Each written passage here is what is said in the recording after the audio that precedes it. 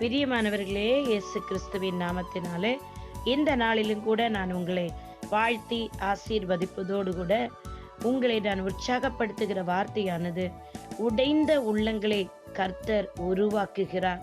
அநேக சகோதரிகள் இந்த நாட்கள் என்னிடத்தில் வந்து அவருடைய அனுபவ சாட்சிகளை பகிர்ந்து கொள்ளும் பொழுது அவருடைய இருதயம் உடைக்கப்பட்டு அவர்கள் நறுங்கொண்டு இருக்கிறதை அவருடைய கண்ணீர்கள் மூலம் அறிய முடிகின்றது.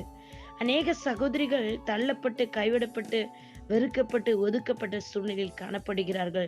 அப்பொழுது நான் அவர்களுக்காக கண்ணீரோடு பரிசுத்த ஆவியின் உதவியோடு ஜெபித்துக் கொண்டிருக்கும் பொழுது எனக்கு பரிசுத்த ஆவியானவர் வேதத்திலிருந்து ஒரு விஷயத்தை ஒரு சகோதரி குறித்து ஆவியானவர் ஞாபகப்படுத்தினார். 147 சங்கீதம் 3வது வசனம், இருதயம் நொறுங்குண்டவர்களை குணமாக்குகிறார், அவருடைய காயங்களை அவர் கட்டுகிறார் என்று சொல்லி, இன்றைக்கும் வேதத்தில் பார்த்தீர்கள் என்றால் யோசுவா 2வது அதிகாரம் 1வது வசனத்தில் நாம் பார்ப்போம் என்றால், நூனின் குமாரனாகிய யோசுவா சித்தீமிலிருந்து வேவுக்காரனாகிய 2 மனுஷரை ரகசியமாய் வேவு பார்க்கும்படி அனுப்பி, நீங்கள் போய் தேசத்தையும் எரிகோவையும் பார்த்து வாருங்கள் என்றார். அவர்கள் போய் ராகாப் என்னும் பெயர் கொண்ட வேசியின் வீட்டுக்குள் பிரவேசித்து அங்கு தங்கினார்கள் என்று சொல்லி நாம் வாசிக்கிறோம். இந்த ராகாப் என்ற சகோதரி பாவம் செய்தார் என்று சொல்லி அவர்களை எவ்வளவு வேதனைப்படுத்தியிருப்பார்கள்.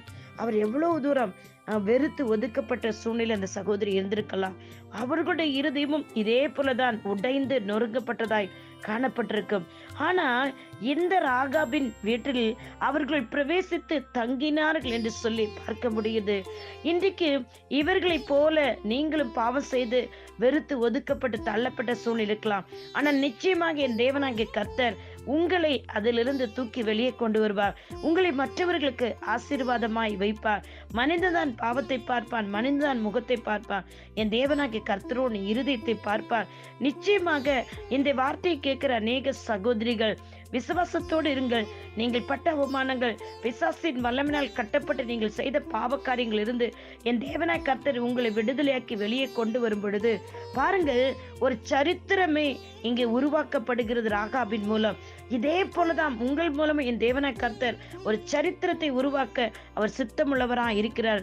எப்பொழுது பாருங்கள், அங்கே இந்த மகள், இந்த ராகாப் என்ற சகோதரி தாவீதின் பெரியம்மாவாக வேதத்தில் வருகிறார். நீங்க மத்தேயு 1ஆம் அதிகாரத்தில் வாசித்தீர்கள் என்றால் அந்த இடத்தில் அவர் பெரிய ஒரு இடத்தை பிடித்திருக்கிறார்கள்.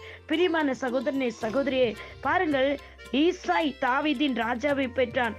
தாவீது ராஜா உரியாவின் மனைவி இருந்தவரிடத்தில் சாலோமோனை பெற்றார். அதற்கு முன்னே வசனம் பாருங்கள், சல்மோன் போவாஸை ராகாபினிடத்தில் பெற்றான். போவாஸ் ஓபேதை ரூத்தினிடத்தில் பெற்றான். ஓபேத் ஈசாயை பெற்றார். இந்த அதிகாரத்தில் பார்க்கும் பொழுது பெரிய ஒரு சரித்திரமே உருவாகுது இந்த ராகாபின் சந்ததியின் மூலமாக. பிரியமான சகோதரனே, சகோதரியே, இந்த நாட்களில் உங்களுக்கு ஒரு முகவரி இல்லாமல் இருக்கலாம். நீங்கள் தள்ளப்பட்டவர்களா இருக்கலாம், ஒதுக்கப்பட்டவர்களா இருக்கலாம். என் தேவனாகிய கர்த்தர் உங்களுடைய வாழ்க்கையை ஒரு ஆசீர்வாதமான வாழ்க்கையை மாற்றப் போகிறார். உங்கள் மூலம் மற்றவர்களுக்கு ஆசீர்வாதம் உண்டாக போகுது.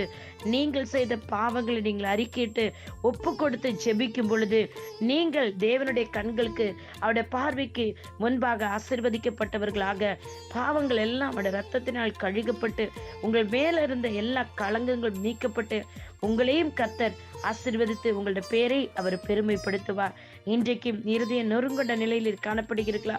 கவலையோடு, கண்ணீரோடு, அவமானத்தோடு, நிந்தையோடு காணப்படுகிறீர்களா? உங்களை யாராவது வெறுத்து ஒதுக்கி இருக்கிறார்கள். ஆனால் நீங்கள் விசுவாசிங்கள், நீங்கள் கர்த்தருடைய பார்வைக்கு அருமையானவர்கள்.